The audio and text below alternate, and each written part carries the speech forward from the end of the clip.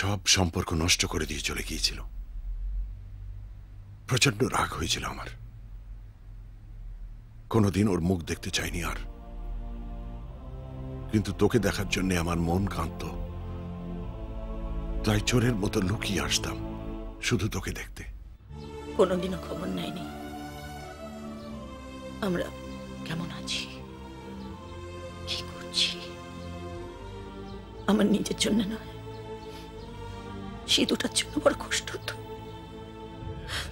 খবরের কাগজে এখন যখন ওর ছবি দেখি আমার অসম্ভব রাগ হয়।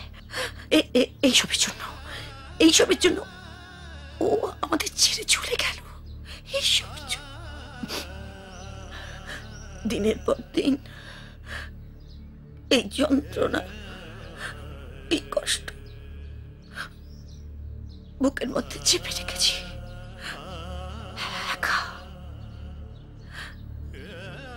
এমন কেউ ছিল না যার সাথে আমি এগুলো শেয়ার করব।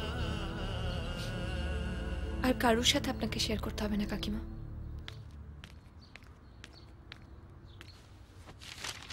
এখানে কাকুর ছবি আছে, এটার উপর কাটাকুটি করুন, দেখবেন হালকা হবেন। যখন কারোর ওপর আমি রেগে যাই তখন এটাই করি। নিন, ধরুন ধরুন, কাটুন, দেখবেন ভালো লাগছে। একবার করেই দেখুন, একবার করুন।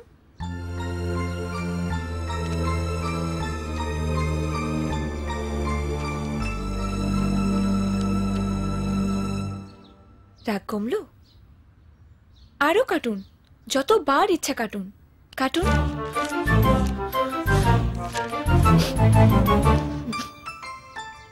হালকা লাগছে?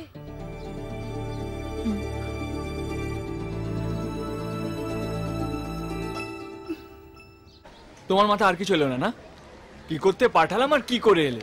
কারোর উপর রেগে গেলে আমি এটাই করি। কাকিমাকে আইডিয়াটা দিয়েছিলাম যাতে ওনার হেল্প হয়, তাতে উনি খুশি হয়েছেন। এই যে উনি তোমার শাশুড়ি মা আর আমার মা। বাবার কাছ থেকে সব শোনার পর আমিও বাবাকে একতরফা দোষ দিতে পারি না।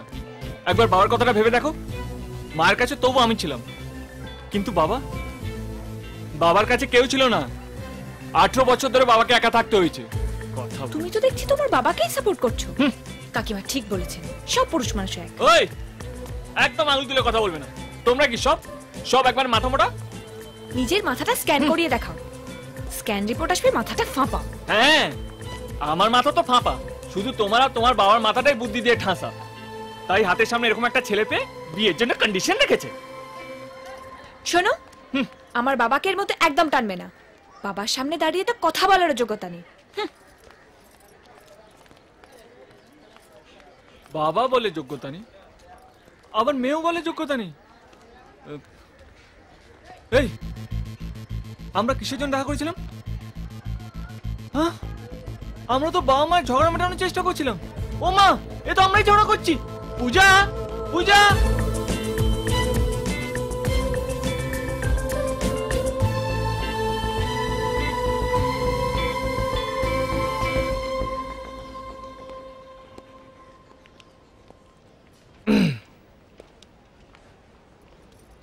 Sidhu, I am sorry.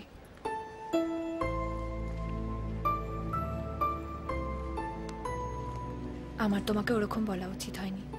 আচ্ছা, কাকু কাকিমা তো লাভ ম্যারেজ হয়েছিল।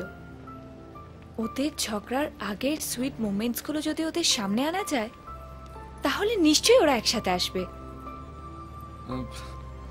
কিভাবে হবে বলো তো? এটা কি করে হবে? সিধু, নিশ্চয়ই তোমাদের বাড়িতে পুরনো অ্যালবাম আছে। সেই অ্যালবামটা যদি তুমি একবার হাতে করতে পারো আর সেটা যদি কাকিমার কাছে একবার নিয়ে যেতে পারো। ইয়েস,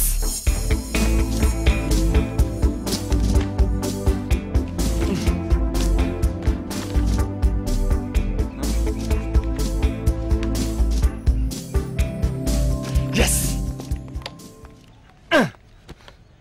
ইলেকট্রিক বিল জমা দিয়েছিস? বাবাকে কি হ্যান্ডসাম লাগছে দেখবে এসো।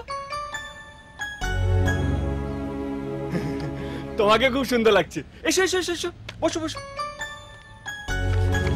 এই আমাকে দেখো, তোমাদের মাঝখানে একদম হাইপেনের মতো একটা কিউট ফ্যামিলি। তুই পুরোনো অ্যালবাম বার করেছিস কেন? আরে সার্টিফিকেট খুঁজতে গিয়ে দেখতে পেলাম। ও মা, তোমাকে কি সুন্দর লাগছে এখানে। তবে আগের চেয়ে একটু মোটা হয়ে গেছো, তবুও চলবে। ও শিট, আমার একটা ফোন করা ছিল, আমি একটা ফোন করে আসছি। মা তুমি দেখো দেখো দেখো।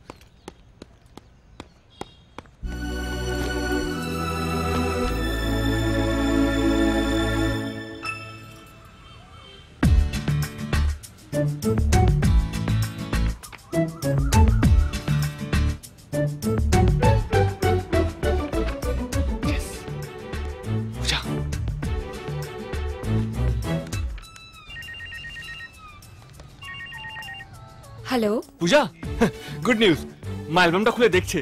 তাই? Very good. তারপরে? ইয়েস, এরপর কি ঘটবে সেটা আমি চোখের সামনে দেখতে পাচ্ছি। কি দেখছো? ফটোগুলো দেখতে দেখতে মা নিশ্চয়ই ফ্ল্যাশব্যাকে চলে গেছে।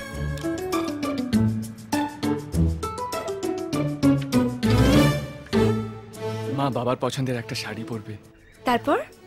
তারপর বাবাকে কি একটা দারুণ সারপ্রাইজ দেবে।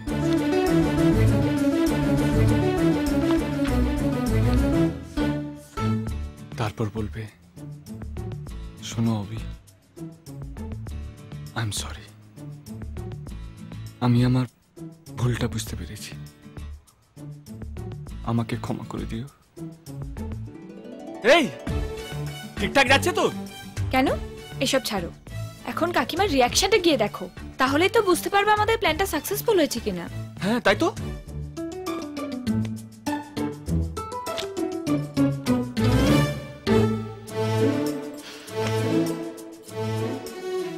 যা ভেবেছিলাম তাই, মা এখন 18 বছর ফ্ল্যাশব্যাকে চলে গেছে। বাহ, খুব ভালো। এবার একটা কাজ করো, অ্যালবামটা নিয়ে গিয়ে কাকুকে দেখাও, তাহলে বাকি কাজটা হয়ে যাবে। Best of luck.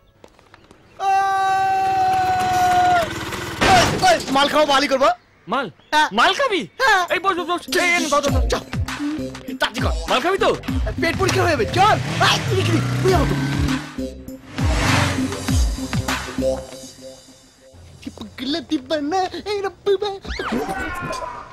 ওই, এটা অফিস মনে হচ্ছে। আস্তে আস্তে। তুই যে বলি বাড়ি গিয়ে মাল খাবি। বাইরে গেলে পয়সা লাগবে, এখানে ফ্রিতে হয়ে যাবে। হ্যাঁ, এখানে আয়। আমার সব গুলি যাচ্ছে। ওই ওই, এখানে তোর কে আছে যে তোকে মাল খাবে? আছে আছে। এই শোন, একটা কথা বলতো, আমার চোখটা কার মতো, বাবার মতো না মায়ের মতো? হ্যাঁ, বলতে পারলে তোকে আজকে মালের সঙ্গে চিকেন খাবো। হ্যাঁ, হুম, মালের সঙ্গে চিকেন? তোর চোখ পুরো মায়ের মতো। ঠিক করে দেখে বল। আরে সত্যি বলছি, একেবারে চোখের তারা পর্যন্ত হুবহু মিলে যাচ্ছে। হ্যাঁ, যা, তোর কাছে এটাই জানার ছিল। হ্যাঁ, মালের সঙ্গে চিকেন। দিলাম রিয়াকে